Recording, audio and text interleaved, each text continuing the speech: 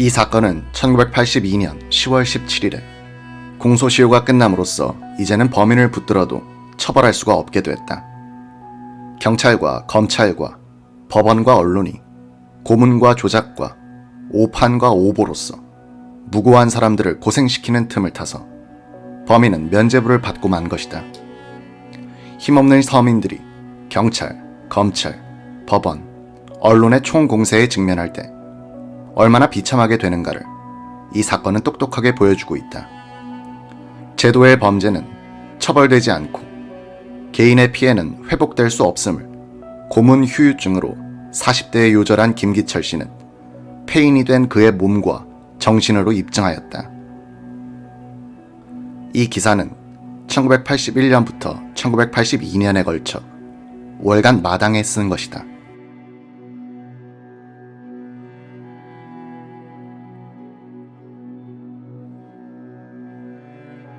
조갑제. 이야기는 옛날로 돌아갑니다만 김금식 씨는 정말로 법에 안가품을 하려고 그런 각본을 쓰게 된 겁니까? 김금식. 그렇습니다. 내가 그때 구속된 것은 정말 억울했습니다. 술집에서 싸웠는데 내가 더 많이 얻어 터졌단 말입니다. 그런데도 나만 가해자로 되고 나의 진단서는 떼지도 못하게 하고 단지 전과자라는 걸 약점으로 하여 나에게 모든 책임을 뒤집어 씌웠어요.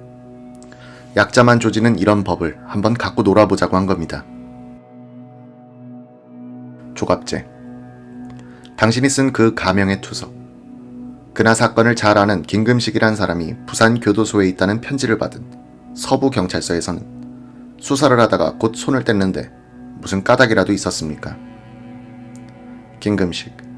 그 투서를 받은 경찰서에서 형사들이 날 찾아왔어요. 나는 아무것도 모른다고 처음엔 딱 잡아뗐습니다. 그 다음번엔 형사들이 왔을 땐 일부러 머뭇머뭇했죠. 그러니까 형사는 웅변조에 설교를 합디다. 의리를 깨야 한다는 거죠. 어린아이를 죽이는 그런 놈은 이 사회의 공적이다. 그런 놈에게 의리를 지킬 필요가 없다고 열변을 토합디다. 저는 고민하는 신용을 하면서 다시 생각해보겠다고 했죠. 그런 큰 사건의 정보를 단숨에 얘기해버리면 노련한 형사들은 대번에 거짓말임을 눈치를 채거든요. 그래서 슬슬 조금씩 정보를, 물론 엉터리 정보였습니다만, 흘렸습니다. 경찰에선 나의 정보대로 이리 뛰고 저리 뛰어보더니 내가 장난을 하고 있다는 걸 알았던 모양이에요. 어떤 형사가 오더니 너 이 새끼 이번에 우리를 갖고 놀았는데 교도소에서 나오기만 해봐라. 다른 건으로 얼거넣어 혼을 내주겠다고 으름장을 놓습디다. 저는 이거 큰일 났다고 생각했습니다. 그래서 다른 꾀를 냈죠. 교도소의 어느 직원을 찾아갔습니다. 그나 사건의 범인들을 정말로 잘 알고 있는데 경찰엔 이야기하기가 싫다. 이왕이면 검사한테 불겠다고 했죠. 그 직원이 이 정보를 김태현 검사에게 가져다 준 모양이에요. 그렇게 해서 김 검사와 인연을 갖게 된 겁니다. 조갑제. 그 유능한 김태현 검사가 김금식 씨의 각본에 얹혔다는 건 도저히 믿기지 않는 이야기인데 정말 김 선생 말만 믿고 그런 수사를 했을까요? 김금식. 얼마 동안은 틀림없이 믿었습니다. 나중엔 속은 걸 알았는지 모르지만 그때는 너무 늦었고요. 조갑제. 김 선생이 처음에는 근하군 살해는 공산당원인 황 선생의 지령에 의한 것이라고 하여 수사가 대간첩작전 쪽으로 흘렀죠. 김금식. 간첩 지령설은 저만의 창작품은 아닙니다. 저는 왜 근하군을 죽였느냐고 추궁당했습니다. 말문이 막힙디다. 저는 대답할 수 없는 상황에서는 얼렁뚱땅 주워대지 않았습니다. 묘안이 떨어올 때까지 말을 하지 않습니다. 살해의 이유를 지어내지 못해 고민하는데 구영근 씨가 근하군의 가족관계를 이야기하는 거예요. 그나 아버지가 월남했다느니 어쩌고 합디다. 거기서 힌트를 얻어 공산당의 지령이라는 착상을 한 겁니다. 이 사건의 주범이 부산 민락동 비석 앞에서 접선하여 입으로 올라간다는 거짓 정보를 김 검사에게 주어 대대적인 작전까지 벌어지기도 했죠. 김 검사는 나의 말 한마디에 7,000명이 동원되었다고 합디다만 생각해보십시오. 간첩이 나 같은 사람한테 신고하고 월북하겠습니까? 나는 속으로 생각했습니다.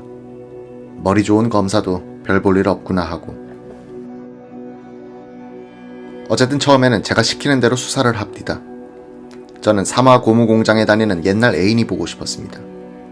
그래서 이름과 나이, 고향만 대고 그런 여자가 이 사건과 관계 있는 투로 이야기를 했죠. 다음날 새벽에 옛 애인이 남편과 함께 잡혀왔더군요. 저는 그때는 야, 한국 검찰 수사 참 잘한다고 혀를 내둘렀습니다. 조갑제, 김기철 씨와 정대범 씨도 김 선생이 끌어들인 것 아닙니까? 김금식, 거기에 대해선 저도 할 말이 있습니다. 제가 그나 사건에 대해 아는 지식은 신문을 통한 것뿐입니다. 그걸 믿고 거짓말을 계속하니 막히는 데가 많아집니다. 저는 한영식과 정기영이란 두 가공인물을 나의 공범으로 설정했습니다. 저는 정기영을 전경렬로 몰고 가려고 했습니다. 전경렬은 그나설의 진범이라 하여 경찰에 붙들려 갔다가 물증이 없어 며칠 뒤 풀려나지 않았습니까? 그래도 경찰에선 상당히 혐의점이 있는 것처럼 생각하고 미련을 버리지 못하고 있었거든요. 그래서 정기영이 바로 전경렬이다 라고 연결시켜버리면 수사가 자연스럽게 진행될 것 같았죠. 그런데 구영근 씨가 오더니 난데없이 정기영이가 바로 대신동에서 노는 정대범이지 라고 하는 게 아닙니까? 정대범을 저는 전혀 모릅니다. 그렇지만 저 사람들이 이름을 대는 것 보니까 용의선상에 올라있는 모양이라고 생각했습니다. 그렇다면 죽이 되든 밥이 되든 수사를 시켜보는 것도 괜찮겠다고 생각하고 고개를 끄덕인 거죠. 그렇게 수사하다가 정말 범인을 잡으면 더 좋고, 여하튼 그렇게 생각하니 양심에 찔리는 것도 별로 없었습니다.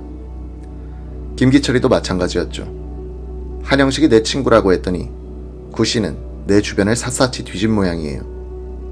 어느 날 한영식이 바로 김기철이지 라고 캐물어요. 저는 이번에도 기철이가 의심받을 점이 있는 모양이구나 싶어 그렇다고 해버렸죠. 구씨는 김 검사와 저를 중개하는 역할을 했어요. 본인은 의식적으로는 그렇게 하지 않았는지 모르지만 저는 그를 잘 이용했습니다. 구씨는 김 검사가 수사 방향을 이렇게 저렇게 추리하고 있다고 두 사람 사이의 오고 간 이야기를 들려주곤 했습니다. 저는 그를 통해 김 검사의 추리 방향을 읽고 있었습니다. 그래서 자백도 그 추리 방향에 맞춰 조금씩 하니까 검사는 자기 추리가 기막히게 맞아 들어가는 것처럼 착각해서 더욱 깊게 제가 판 함정에 빠져든 모양이에요.